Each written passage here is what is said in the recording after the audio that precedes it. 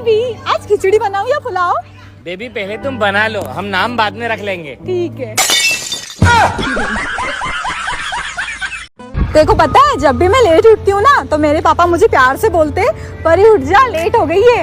वाह यार। और तुझे क्या बोलते? उठ जा भोसड़ी के। कंप्यूटर से भी ज्यादा तेज हमार दिमाग चलत रहे।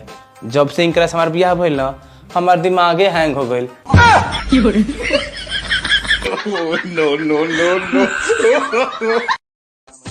जाइए अभी आप भी नहा लीजिए, जाइए। मैं नीच हस्बैंड।